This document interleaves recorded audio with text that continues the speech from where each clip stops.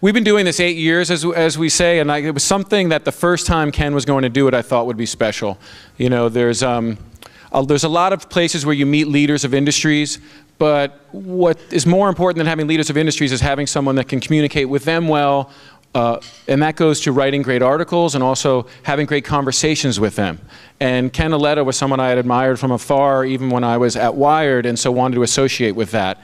And now, 8 years later, being at New Yorker, it's a real thrill to be introducing Ken myself, and he is one of the, the finest writers we have at the New Yorker. He lives up to everything we stand for, which is pushing the story somewhere different, pushing the story somewhere unique, pushing the story somewhere progressive.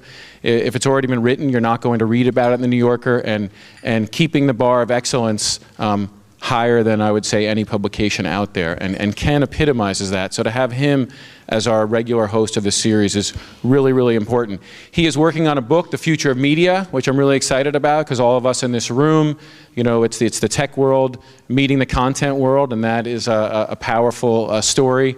And that book is coming out in 2010, and we look forward to that. And with that, I will turn it over to Ken Auletta. Thanks. Thank you, Drew. Thank you, Drew. I had one piece of business or instruction I'm following. Please turn off your cell phones, if you could. When Eric Schmidt first joined Google, there were those who said he was a figurehead. $16.5 billion later, and a market cap that exceeds a combination of most of the largest media companies in the world. You don't hear much of that anymore. But what you do hear something about more and more is that Google is the new Microsoft. We're going to talk about that today and much else. Let me just start. Why could I just be the figurehead? You can. Would you like to be? It has its benefits. What do you really feel like? Well, first place, I want to thank the Newhouse School for... See, he's acting like a figurehead now. I'm not going to thank you. I'm going to thank them. First, I want to thank the Newhouse School. I believe very, very strongly in education and in the kinds of things that the school represents, and I'm happy to be part of this, and I think you'll be doing this for a long time. I always feel like with Ken, I should interview him. He's the most thorough person I've ever met in life, and I don't know how big books are these days, but his will be the biggest. And I feel like saying, so what is really going on deep down inside of that organization? So we'll see what you have to say when I interview you. This is unlike what the Chicago Tribune guy said yesterday. He said newspaper reporters should get paid by the word. And in fact, well, book people do. And, so that's the secret. In any case, maybe you should go ahead and ask your question. Before I do, let me just say one thing. Format. The format is Eric and I will have a conversation up here for a half hour or so, and then we'll turn out to you for questions. I'll give you a kind of signal that they're coming, and we'll do a half hour of that, and then we'll be ready for dinner. You have late breakfasts in San Francisco, don't you? Google doesn't really start till about 11. We're kind of early. It's breakfast now. So one of the things that increasingly is said about Google is that it's a one-trick pony. And I know you're going to say it's a pretty good trick. So let me announce. You see, he's done his research. Yeah. But what do you say to those who say you're a one-trick pony? Search, that's your money. Well, if the trick is internet, then we're happy to have that be our trick. Google is an innovator in the internet, and it turns out that we were fortunate that search is both one of the most interesting problems on the internet and also, because of our advertising model, very, very, very good business. You know, if you're going to pick a business to be in, that's a great one to start in. We've got a lot of new things coming, and we recently, last year, expanded our mission. We used to say we were search and ads. Now we're search, ads, and apps. And we're slowly changing from just talking about search, which of course got us to where we are now, talking to really about cloud computing, the ways in which people will live their lives online. As an example of a new trick, think about Google Maps, Google Earth, geospatial information. The notion of just knowing where you are and being able to tell where you're going in a physical sense. These are really revolutionary ideas at the scale that we've done, and these are new since the company was founded. But there are lots of them, and as was said about Yahoo by one of their executives some years ago, the problem with Yahoo, he said, is that you spread everything so thin like peanut butter. Right now, the one that is monetizing is the search. But how do you monetize all these other apps? But the goal of the company is not to monetize everything. The goal of the company is to change the world. Monetization is a technique which allows us to pay for it. But we don't start from monetization. We start from the standpoint of what problems do people have. A long time ago, Larry and Sergey and I, 4 or 5 years ago, were sitting around saying, we should have a strategy. And Larry and Sergey both articulated the strategy as trying to solve big problems that affect a lot of people. So it's a very broad statement. And Larry and Sergey would argue that we're not being ambitious enough. We're not doing enough different things. If you look at the number of interesting problems that information can solve, and these new emergent platforms, whether they be mobile or PCs or Macs or so forth and so on, and mobility, mean an enormous number of things that you can now do that you couldn't do before. It's very nice that we also have a very, very strong advertising business. And so far on the internet, there have not been very many monetizable businesses that have been other than advertising. There's a few, but frankly, it looks like the free service model of the internet with targeted advertising is still the best model for us to pursue. For instance, you gave an interview to Maria Bartiromo at CNBC in March, in which you said that my priority this year is to figure out how to make money on YouTube and how to make that not just a success in terms of an audience, but a success monetization, if I can use that word again. What would be your definition of success at YouTube? Well, YouTube is a good example. I was trying to think about what's new since a year ago. We talked about search ads and apps, and probably the biggest new thing has been the success of YouTube. The number of clips and the statistic that we have been quoting is that there's 10 hours of video uploaded every minute on YouTube. To spend some time on YouTube and see the diversity of viewpoints, the languages, the usage patterns, and this usage pattern is going up like this. We don't yet know exactly how we're going to make significant amounts of money from YouTube, but it seems obvious that as an audience business, we have many people in the audience here who are in the media industry. It seems obvious that we should be able to make some money from that, and that's a good thing. But we started looking, YouTube is a good example. When we were fortunate enough to acquire YouTube, we said, your goal is to build an incredible audience business, an incredible community, a tremendously scalable model, and we're going to help you with the kind of technology that Google is unique for. YouTube is now the majority of our outbound bandwidth. We've had to re-engineer our internal networks because otherwise the internal network would have keeled over because there's so much video bandwidth going in and out of the company, and it's in our corporate networks, our internal production networks. So it's an amazing phenomenon. So hopefully in the next year we will come up with some new inventions of how to do that. But as the CEO and not a figurehead, what is the matrix you would use? How would you judge whether at the end of the year YouTube has succeeded by your lights? Because of the way the company works, we'll know.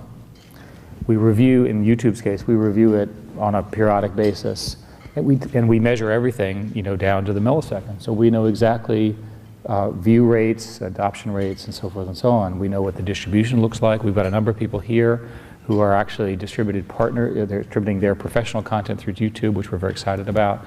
So we can tell. It is the possible creation of a whole new, industry. So we'll know. Do we have metrics? Absolutely. We have a revenue plan, we have a usage plan, we have a scale plan, we have a bandwidth plan, and we'll see how we go against Would them. you share the revenue plan with No. No, we don't do guidance. Plus, in the case of YouTube, we might just be wrong. One of the great things about being at Google is that we have enough sort of levers, if you will, that we have the luxury of time. I think many people in business are under such short quarter time pressure that they cannot invest for scale. They have to make money right now, and that kind of short-term focus, which is an unfortunate reality of the way our systems are organized, really does make people sometimes make the wrong trade-off. We have the luxury of time to invest, and hopefully our systems and our judgment is good enough that when we invest in something that is not going to pay out, we'll change it. We'll try something else. We know that YouTube's a good example. We know people are watching the content. We know the community is forming, and we know it's very powerful. Your good friend Steve Ballmer says that Google has been trying to block their attempt to acquire or partner with Yahoo. For a change, is he correct? I feel so sorry. About What was the allegation again? that Google has been trying to block. This is like interviewing a Russian when they understand English, but they ask for the interpretation. I just wanted to get the quote right. He said that Google has been trying to block their acquisition or partnership with Yahoo. Is he right? It would seem to me that decision is up to Yahoo, not to Google. Has Google been attempting? Am I missing something? Yes. Okay. My question actually has Google strategized and tried to figure out how to prevent that partnership or acquisition? It's been widely reported that we have talked to Yahoo since Microsoft made its offer to purchase them, and we've said publicly, and I'm happy to repeat now, that we think an independent Yahoo is better for competition, for innovation, and so forth. There are a lot of reasons to think that. If you look at Microsoft's history, again, it's well established, well publicized, its ability to use, in particular, the Windows and the market power that they have to essentially inhibit choice or prevent choice. And, and we've again said this in better ways than I'm saying now, it's perfectly possible that under such a merger or tight arrangement they could do that. So we think it's in the market's interest, and in particular in end users' interest, to have an independent Yahoo. We also did a test with Yahoo where we showed that our advertising would do pretty well with them, and that's sort of where we stand with Yahoo right now. But in that test, people then raised the question, including Microsoft raised this question, and others, that you would be, that there would be antitrust concerns if... Microsoft raised this? They did, as you know they did, as they did when you acquired DoubleClick. I knew about that. Yes, okay.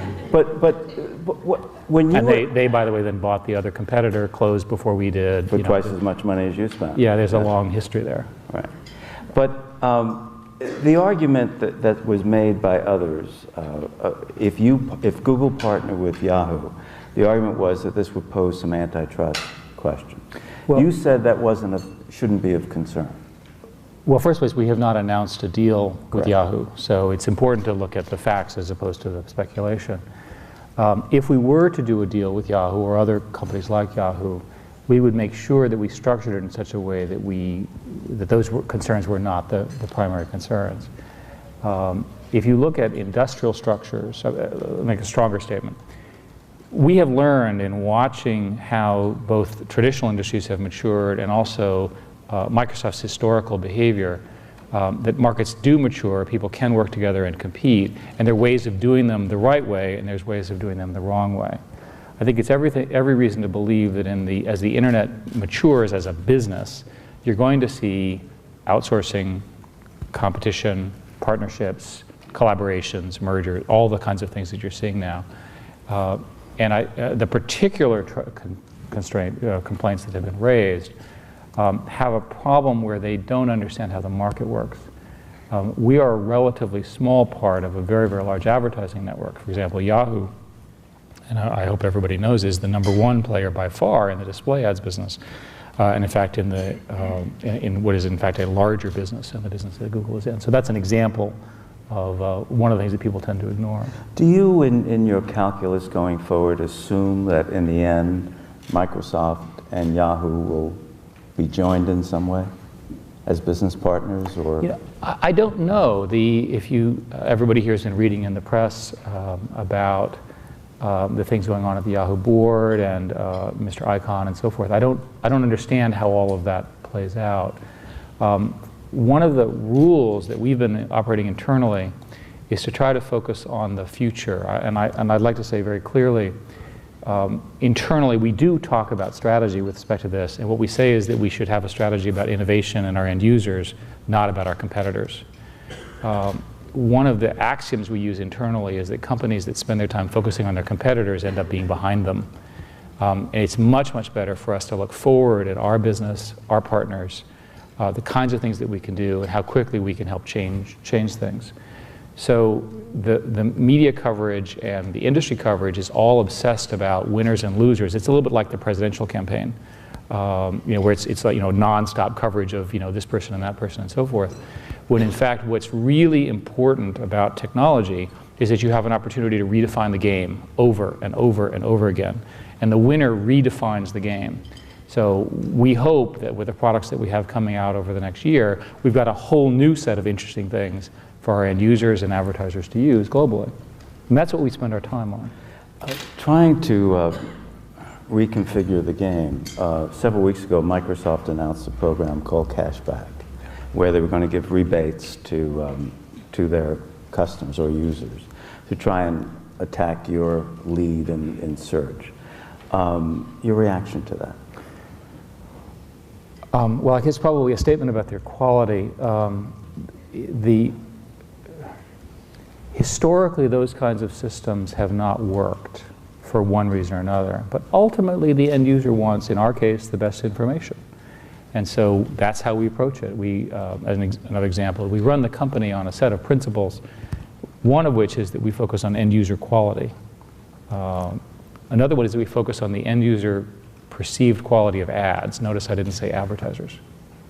So this focus on end users, which is the characteristic that I think is why the company has grown so quickly, is not going to change. But you can make an argument if you're giving a rebate to the end user, which Microsoft is offering, that serves the end users. Well, it partly offsets some of the payments that they've made to Microsoft. Okay.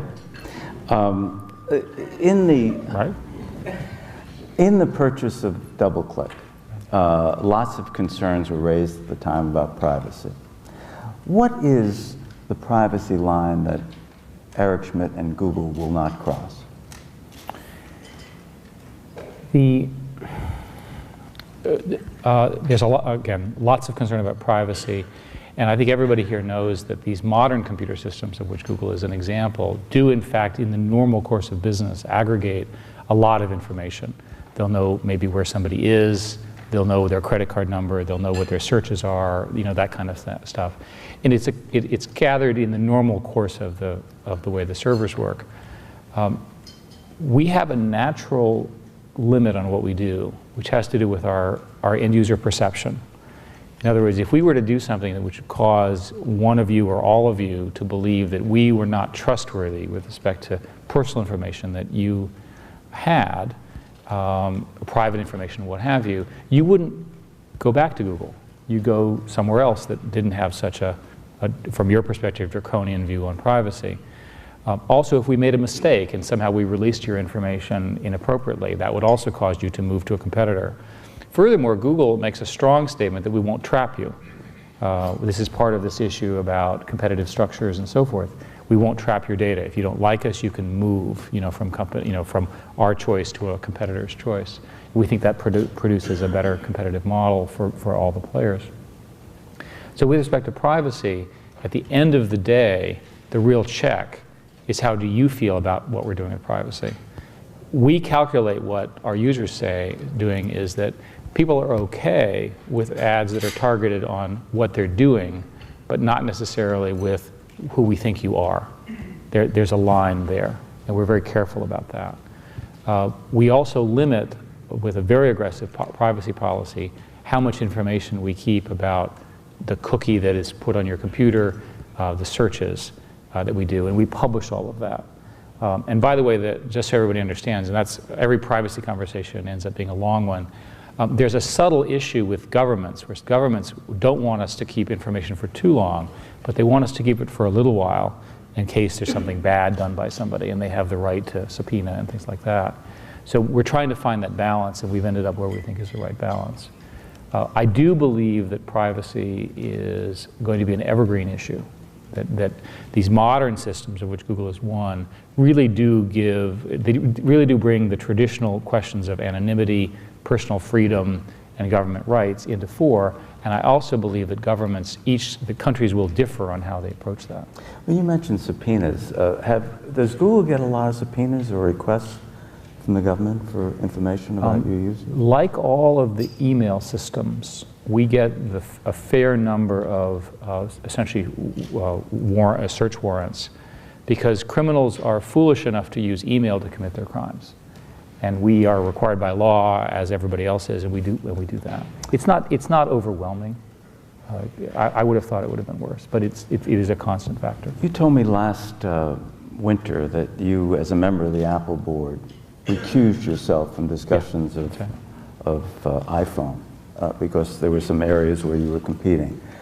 What is the status of that? Can you stay on the board when you're, obviously it's a key part of their business, and you as a director recusing yourself from it?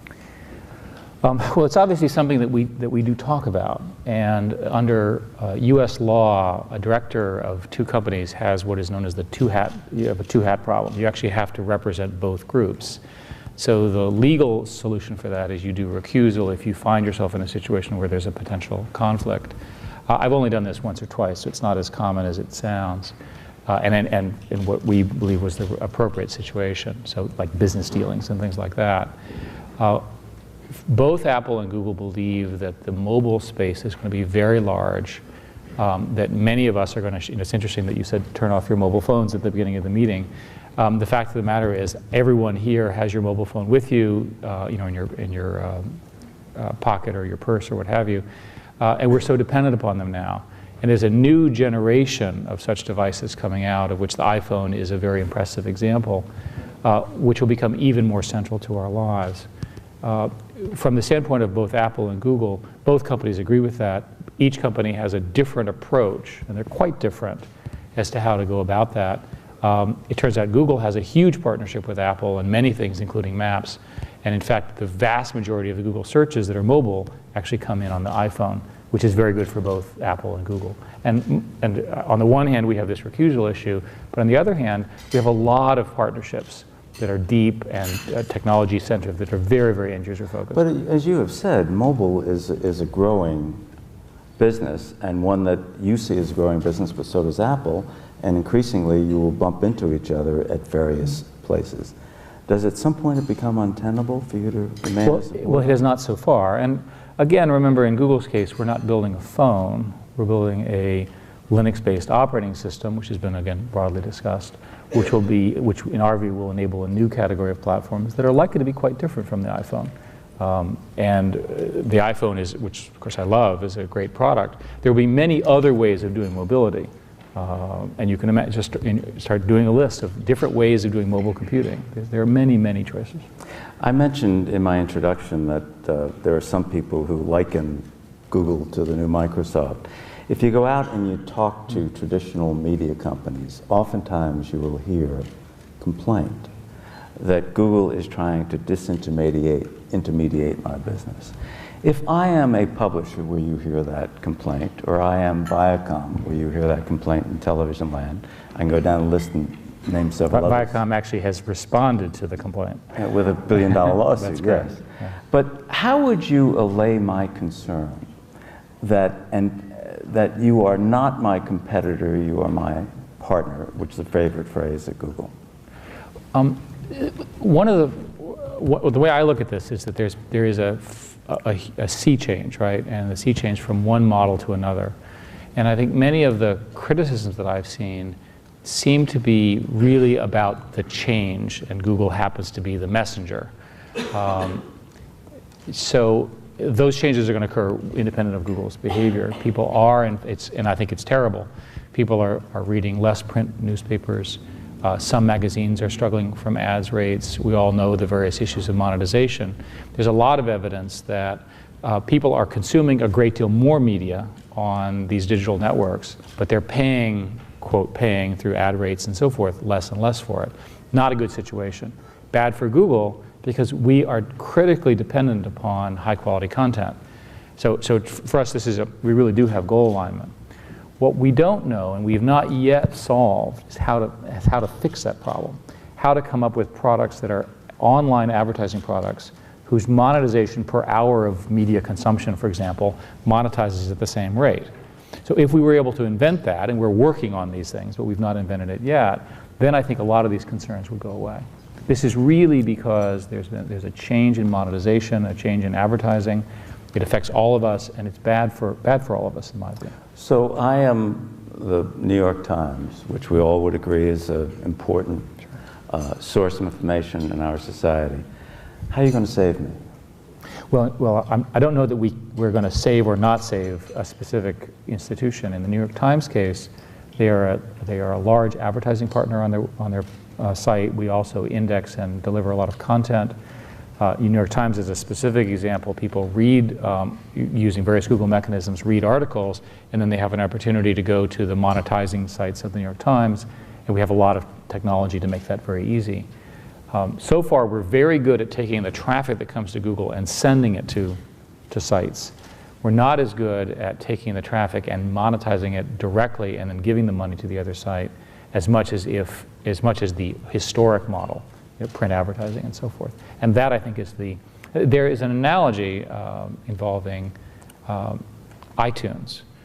CD sales have continued to decline, even though the gross margin, net margin in iTunes is roughly similar to a CD. So you'd say, well, they're kind of equivalent, right? Well, they're not, because the gross revenue that goes into that pays for jobs and buildings and people and distribution who are struggling with this change of model.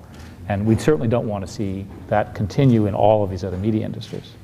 Social networks are, like Facebook, you have Okrit, have tremendous traffic. Yes. But they don't have tremendous revenue.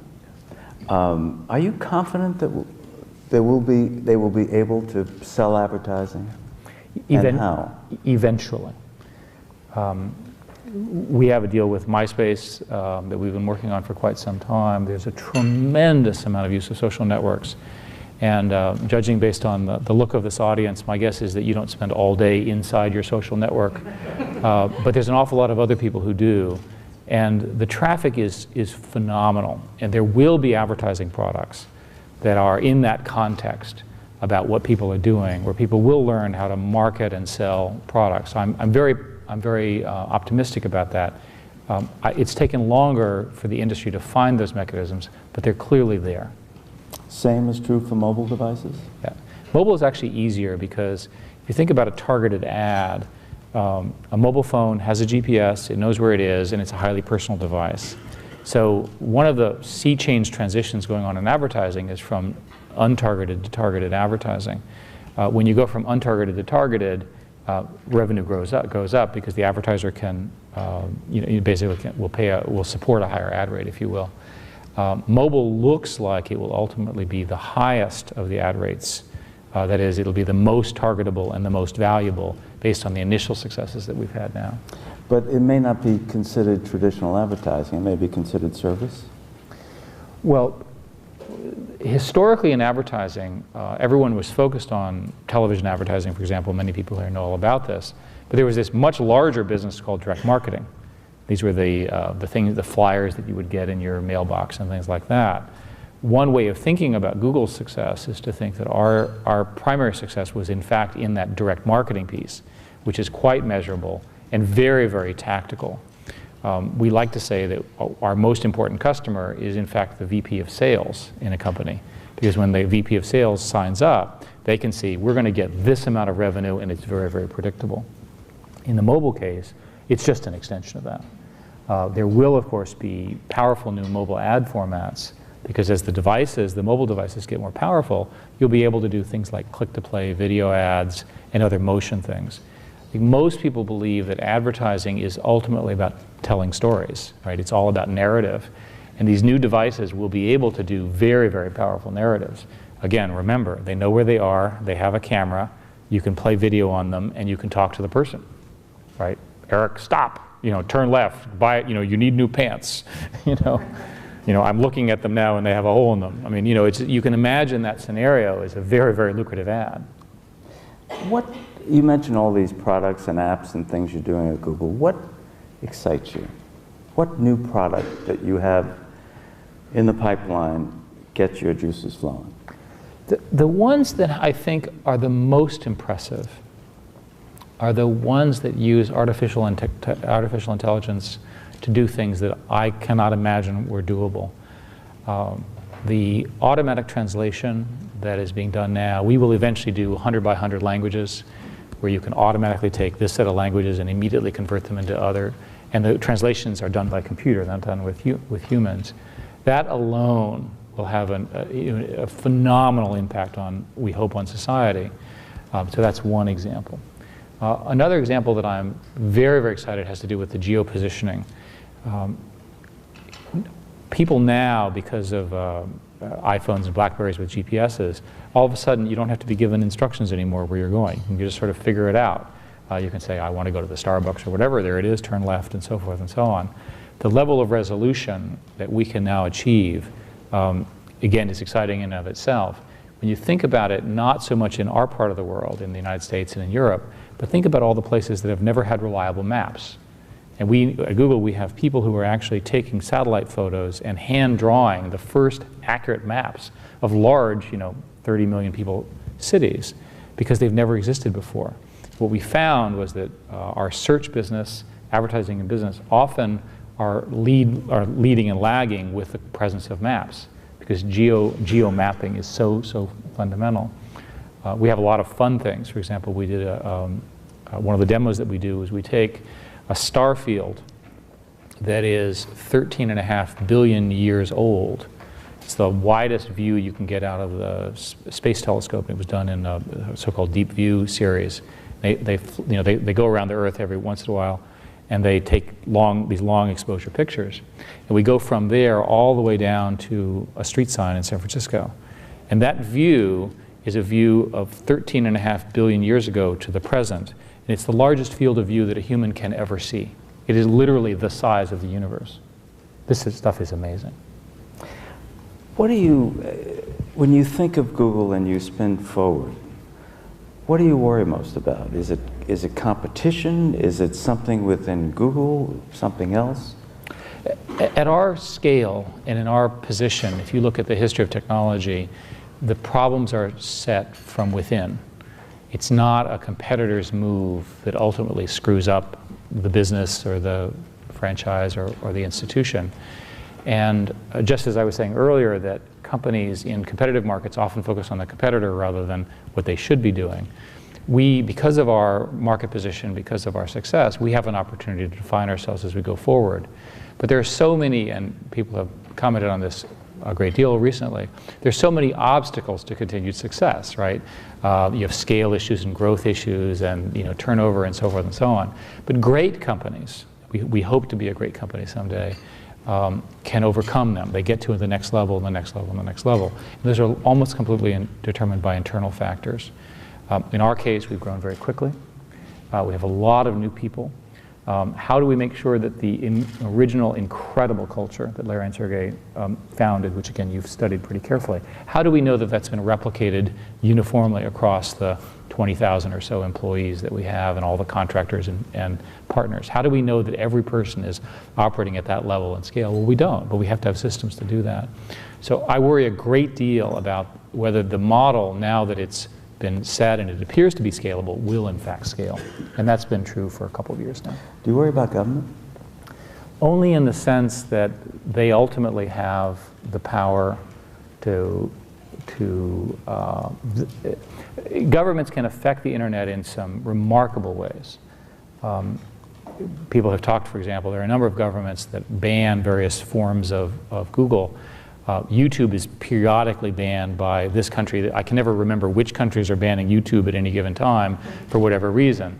And then we go and we talk to them and we explain that, yes, that video, we know you didn't like that video, and it's not legal here, but that's only one video, and there's how many other videos and so forth and so on, and then people pressure on them and they unblock it. So that's an example. And I had never appreciated that governments would see the internet as so important that they would begin to block it at the router level. So I worry about that. I think the issues of privacy and competition that we're talking about now, at least the Western governments that we deal with understand the balance pretty well. And we've been able to navigate that, as have other internet companies. This is my last question before I turn to the audience for questions. But you're a relatively young man, but in internet time, you're an old man. You've been around a long time. It's the first time I've ever been called an old man, Ken. You want me to draw the point? No, or please continue. In Russian? Please continue.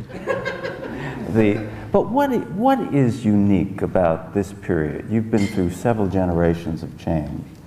What is unique about being a CEO in internet time?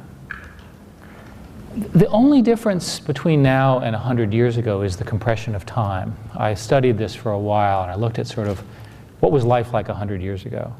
And the equivalent group was sitting in the equivalent ballroom having the equivalent conversation, but time was different.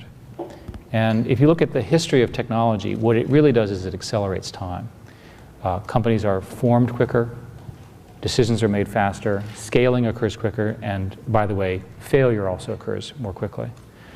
So one way to think about Google's success is that in many ways it's no different from the success of the companies that have existed over the, say, 30 years previously that I've looked at, that I'm directly familiar with, and obviously you're familiar with. The difference is it all happened quicker. If you want to make a list of what are all our challenges, well, you have customer issues, government issues, scalability issues, innovation issues, aging issues, employee turnover, and so forth and so on. Make all that list. The difference is it all occurs at Google in 6 months rather than in 6 years. When I was at Sun, we had all the same issues. We just had longer time. Another example is at Sun, we had 2-year product roadmaps. We have trouble getting a 6-month product roadmap at Google. It's not because the people aren't smart. People are very, very smart. It's just it changes so quickly. And my guess is that 20 years from now or 30 years from now, the next interview, and maybe you guys will still be doing it. We're old men. I mean, well, in your case, you'll finally be old. People will be saying the same thing. Oh, we had so much time when we were at Google, but now, an XYZ company, God, everything happened in 1 month, right? And off we go. And the reason the compression of time occurs is because there's so many more actors. And we're seeing a situation now where we as Americans don't appreciate the effect of bringing the industrialization of 2 billion people. And all of those people are coming online. They're all using the internet, and they're all going to be players. And we have to listen to them and participate in it. There's not that much difference when you go back and you look at the kind of people. And when I first joined Google, for example, I realized that these were, at the time, the people I was working with were in their late 20s. These were exactly the same personality types that I'd worked with 20 years earlier at Sun, to the same point where this person who didn't have a house was sleeping in his cube on his futon. And I thought, it's the same person 20 years later. And we had to put in a rule, by the way, you couldn't live at Google, which we had to have at Sun, too. Really? Questions? Yes, if you'd please just identify yourselves. Do we have microphones coming? Yes, there's one coming right behind you. Hi, I'm Jerry Corbett with Red Flag, formerly Hitachi. I've been experimenting with Google Health, and I was really surprised at the lack of partners and service providers on the site, and sort of intrigued with some of the models that are on there. If you want to get your medical history, you pay a company $25 to fax 100 pages. What's your view of how fast Google Health is going to grow, and what are the impediments there?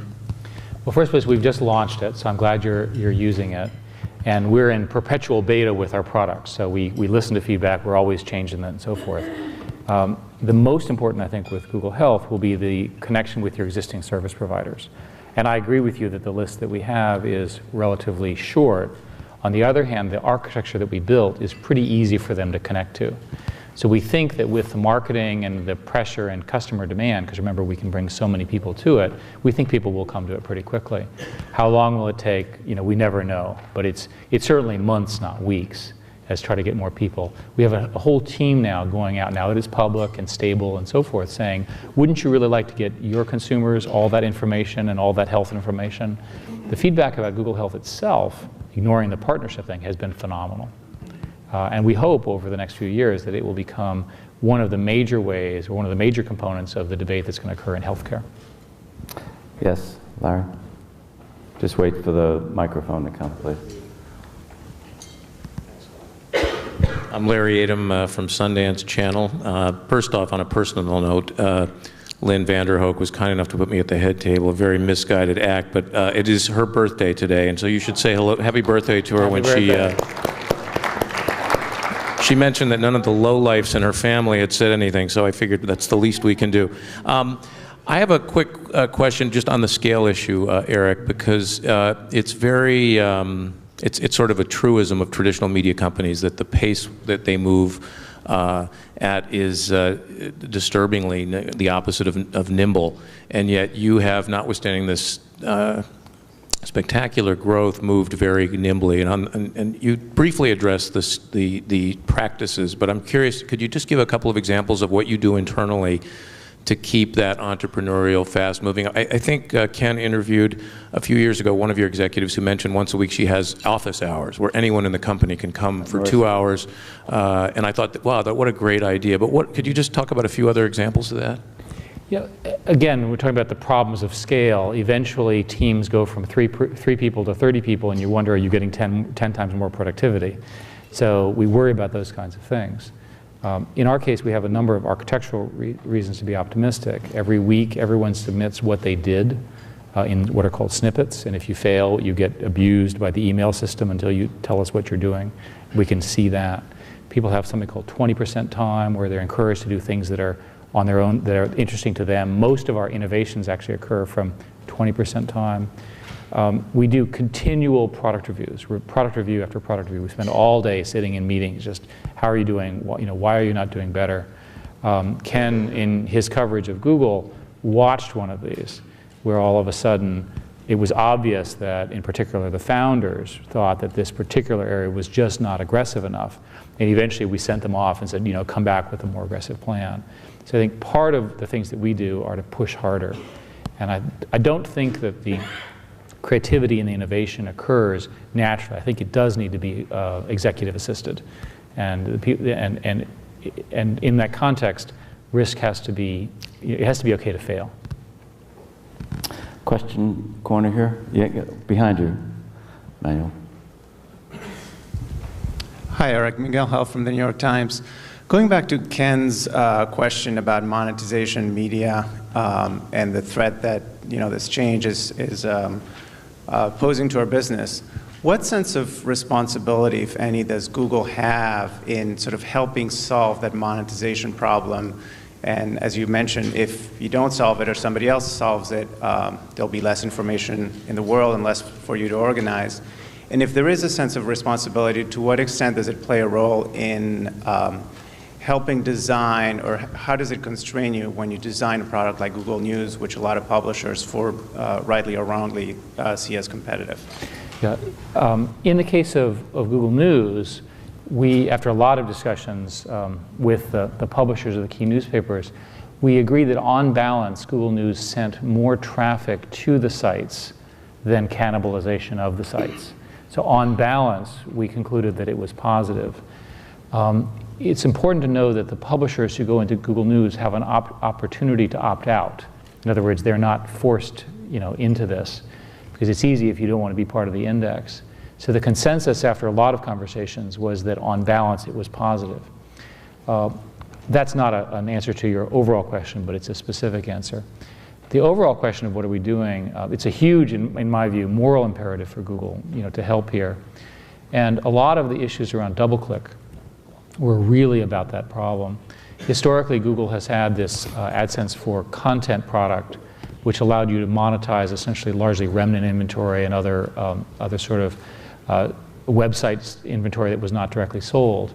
By combining the DoubleClick architecture with that architecture, we can offer a single essentially exchange and platform for publishers, which over time we believe will begin to generate some very significant revenue for online publishers such as the New York Times and the New York Times' its competitors. It's a very large business opportunity for us. It's very, very competitive. As I mentioned, Yahoo is a leader there. Microsoft has a significant offering there, and there's a couple of other companies as well, including AOL. Ben? Just stand up. You got it. All right. Ben Schachter. I'm a financial analyst at UBS, but I won't ask you about the quarter, so don't worry. A more broad-based question about passion, and that is, early stages, the company, there was a passion about organizing information, and you sort of found a way, in a lot of ways copied a model about how to pay for it around advertising. But the passion really wasn't for advertising. So the two questions are, is the passion for you and for a lot of people at the company, has it always been around the idea of cloud computing? and the network, and that you're continuing to evolve that. And the second question is, how do you keep the financial discipline around paying for the build out of that cloud? The passion on the advertising side is very strong still, and it's around new advertising approaches to targeted advertising. Every time I see an ad that makes no sense to me, I think, why did that advertiser bother paying what are pretty significant ad rates when they could have used a more targeted approach? We have many product ideas of things that we can do that will produce fewer, more targeted ads. And that model, we think, has very significant, sort of legs, if you will, lots of future. The cloud computing is a way of expressing, imperfectly perhaps, the notion that Google is becoming more and more central to a lot of the aspects of the way the internet is working if you're a daily user. There is a new way of building applications that's not the monolithic Windows-based model. If you think about the old model, you have this huge development tool, you built the DLLs, you distributed it, and so forth. This new model is much more of a sharing model. So we're trying to come up with language that explains that. You can see this if you don't care about the technology. You can see this if you use, for example, a Google Calendar. And I thought calendars not very interesting. But the calendars that we offer are phenomenal because they're so easy to cross-link. And now we can, or spreadsheets similarly. And in a spreadsheet cell, you can have an automatic search, which automatically changes the cell, and so forth and so on. We just had a developer conference here across the street a few weeks ago, where thousands of people came to learn how to build in this new applications platform. How does that relate to advertising? All of those platforms will need to be monetized. All of those platforms are going to at least consider using advertising as a way of making money. Some of them will be enormously successful. Of course, we don't know which ones right now. Yes, this gentleman here. We'll come to you. Thank you. Hi, Eric. Adam Lashinsky with Fortune Magazine. Hi, Adam. You said that the vast majority of mobile searches on Google are coming from the iPhone, which is a fascinating comment since the iPhone has a tiny market share of cell phones. Could you quantify that in any way? And I understood your answer to Ken. I want to know if I understood you correctly, that you don't necessarily need to recuse yourself every time discussion of the iPhone comes up at the Apple board meetings. And one other quick question. You also said that Google is working on ways to help this problem of paying for continuing to get high quality content, given that the revenue stream is decreasing for the overall media. Would you give a couple examples of what Google is doing to help fix that problem? In reverse order, the easiest examples have to do with some of the products that DoubleClick will be offering, where they're using, publishers use DoubleClick and now can monetize their websites more by the integrated offering that we're busy building. With respect to the iPhone, I don't know the exact number, but it's on the order of a factor of 10 or more searches. And the reason simply is that the iPhone has a better browser. And we hope that as other competitors for the iPhone bring out more scalable and more powerful browsers, we will also see very significant growth. My guess is most of you have either never used the browser that's in the mobile phone that you use, or it doesn't work at all, or in any case you can't find it. If you are an iPhone user today, it's easy to find. And that's the distinction that I was trying to make. And on the recusal issues, yeah, that's roughly right. Okay, Adam? Yes, ma'am. I guess when marketers figure out which half of their ad budgets they're wasting, do they just spend half, is the ad market going to get cut in half, I guess, when that happens? And then the second part of that question is, as the ad budget, or as the ad market becomes maybe too small, is that why we're potentially seeing focus creep to the extent that you're looking at renewable energy? I guess, how does that fit into organizing the world's information? Yeah. So any comments there? Sorry, Krista Quarles with Thomas Weisel. Yes, hi, Krista. I disagree that renewable energy is focus creep. When you realize how much energy Google uses, it's the least we should be doing. These data centers that we're building unfortunately use an enormous amount of power. We try to put them next to, like next to dams, presumably not right downstream from the dam, but sort of next to the dam, and things like that, because we're very aware of the environmental impact of data centers. One of the studies is that about 1.5% of U.S. electricity is in fact now going to data centers as a whole. So it's an important issue and something we care a lot about. Did you say half? 1.5%. Oh, 1.5%. 1.5% was the most recent study that I saw. Krista, could you repeat your first question? Yeah, which half? Will it go down? The evidence is that budgets go up, not down, in this situation, because of the linkage. Think about, why do people advertise, right? They don't advertise just for fun, and they certainly don't advertise just to see their ads on TV. They advertise in order to sell stuff. And so when we can show a linkage for direct marketing spending for sales, the budgets go up. Now, the question, so far, the question that's asked overall is, what happens to total ad budgets? And we don't know. We know that the advertising industry is on the order of $750 billion, roughly half in the US and half elsewhere. We know that it's growing slowly, not a lot. We know that the online part is growing very dramatically. Some of that is taking share, right? So you're seeing a shift from untargeted to targeted ads. And I think that will continue for many, many years, 20 years, 30 years. Yes, sir. Hi, I'm Stefan Busek, Newhouse class of 1980, now serving at Comcast. You had said earlier in your remarks, perhaps offhandedly, that one of the goals at Google was to change the world. To what end? To be better. That's a lofty goal. I mean, that kind of power can be used for good or not so good. What is your... Well, we're not planning on doing bad things. Well, yeah. Well, I was just wondering, what is your idea of creating a better world through Google? Well, a lot of the world is organized around lack of information, and in particular, trying to prevent people from knowing what's going on. And in the technology generation that I've been part of, the biggest story has been the empowerment of individuals to use digital technology to find out things. I talked about the YouTube growth. Another thing that's growing very quickly is the uploading of digital photographs. Our estimates are we get somewhere between 15 and 30 million photographs uploaded every day. That number is growing very dramatically. And those photographs, by the way, are almost all about people. So people are obsessed with their friends and what's going on and so forth and so on. That photographic record has enormous value to open society and is ultimately threatening to closed societies. So we take the position that the empowerment of the individual with all of the kind of information that we see is ultimately an improvement. My personal view is that you're going to get better governance with more transparency. You're going to get better governments in the political sphere, businesses and so forth, to the degree that your model allows you to talk about what you're doing and to let people know about it. We have tried and Google started off, and a number of the reporters here know, pretty secretive.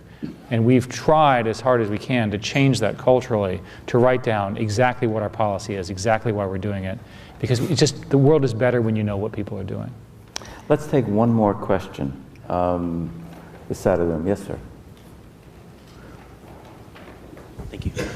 Hi, my name is Justin Rasuelo with Moody's Investor Service. I'm wondering if you could talk about the mission of Don't Be Evil, perhaps in relation to Google.org and the challenges the firm faces with commodity costs and supply issues. Where does Google.org fit in, and is it becoming more important? As part of going public, we debated going public. As you know, it was a big decision for the company. Ultimately, we really didn't have a choice. We decided that as part of the wealth that was going to be created, we wanted to pay some of that back into society, and a commitment was made that roughly 1% of equity value and 1% of profits would go in, and Google.org was created as a result. Google.org has identified five rough areas of focusing on, and they have projects in each one of them. One is in renewable energy, as previously discussed. Another one has to do with small businesses. Another one has to do with transparency and governance in third world countries. and there are a couple of others. And I won't do justice, but if you go to their website, you'll see them all. And a lot of Google employees are volunteering their time, with it. It's an example of don't be evil. Don't be evil is often misunderstood.